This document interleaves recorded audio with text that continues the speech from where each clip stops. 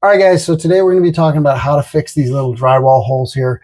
Usually they're caused by pulling out a drywall anchor or something like that, but this works for pretty much any little hole like that. There's a right way, and honestly, there's a wrong way to do it.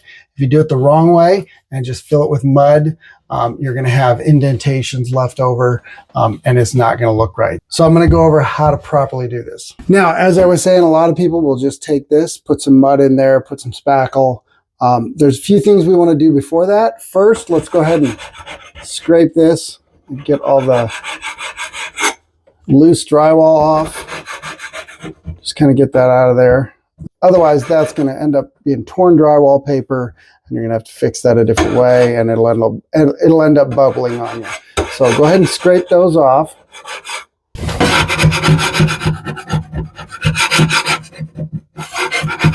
You don't have to dig it out, but get all that loose drywall paper out of there.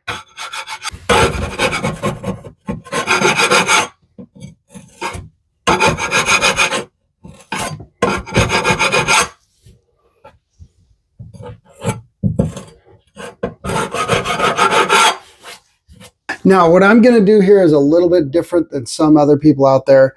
Some people will just take this, bury that in, and try to indent this.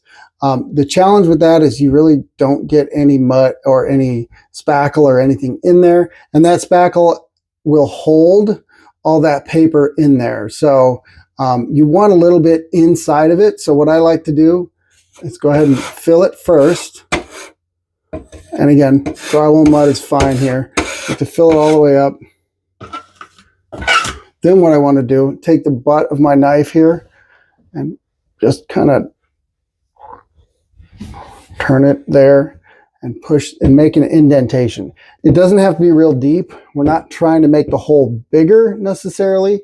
We're just trying to indent it like that. So again, we're pushing that spackle in there as well. And that's going to kind of, like I said, that's going to hold all that paper that's in there and stop it from bubbling out later.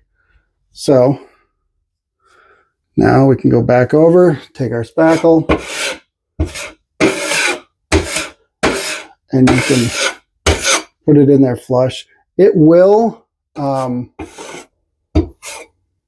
shrink a little bit. So running it over the top like that, it's going to be fine. When you come back and sand it, you'll be able to sand all that off at this point, but then we're going to come back and sand it. So let's go ahead and get the rest of these holes real quick.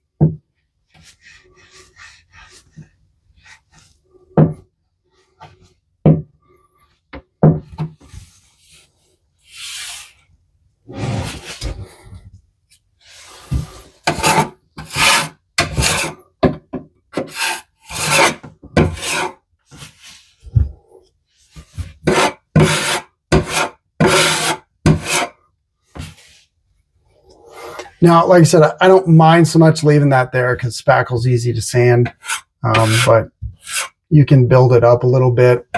I definitely want to build it up just a little bit. I don't want to have any indentations because I don't want to have to come back and do it again later.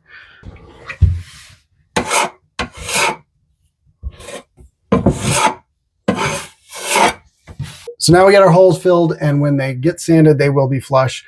I'm going to go ahead and wait this 24 hours or so, whatever it says on your spackle or your drywall mud.